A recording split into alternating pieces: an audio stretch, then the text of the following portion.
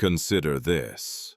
No one remembers when the numbers first appeared. There was no announcement, no warning, no moment when the world stopped and said, something has changed.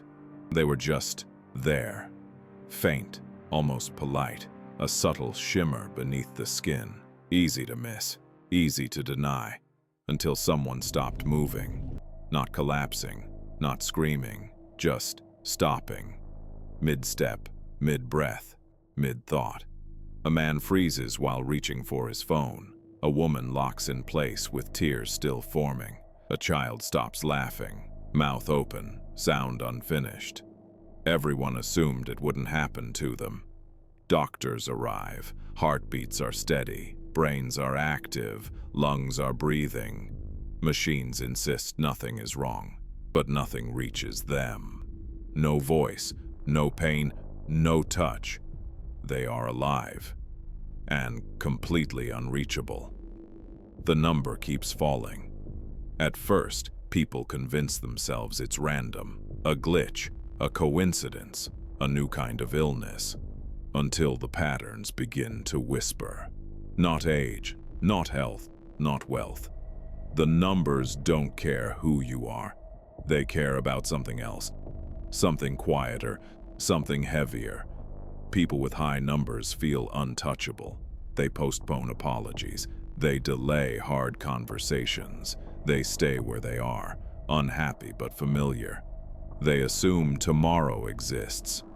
People with low numbers feel hunted. They rush love. They quit jobs overnight. They chase meaning like it's running away. Because now it is. Life stops being about how long you'll live. It becomes about how much you've avoided. Entire industries rise from fear.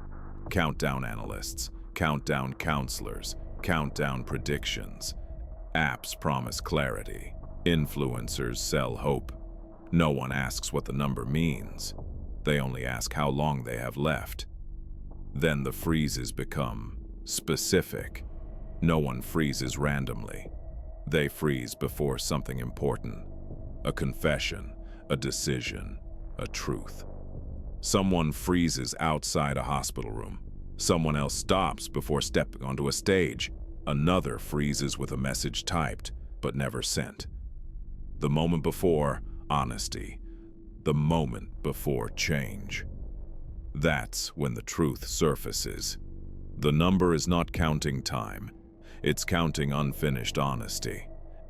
Every lie you live with, every fear you refuse to touch, every version of yourself you bury to survive.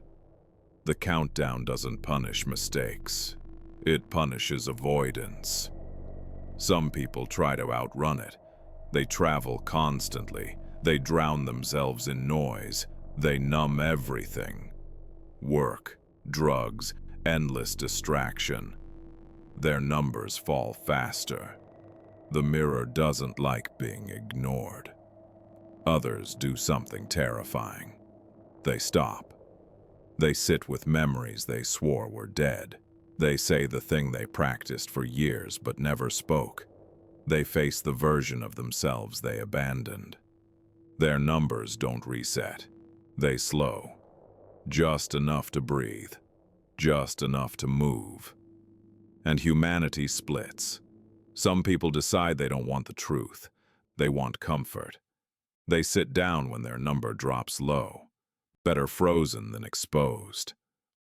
Others realize something worse. If the countdown reaches 0, it won't be because of death. It will be because of refusal. Hospitals fill with frozen bodies, perfectly alive, perfectly still, like monuments to unfinished lives. The world grows quieter, not because people stop speaking, but because fewer people are honest. One message spreads quietly, not from a scientist, not from a government, from someone whose number is almost gone. They say only this: my number didn't slow when I became brave. It slowed when I stopped lying to myself. And that's when humanity finally understands. You were never running out of time. You were running out of courage, which leaves us with one question. If you froze right now, what truth were you about to avoid?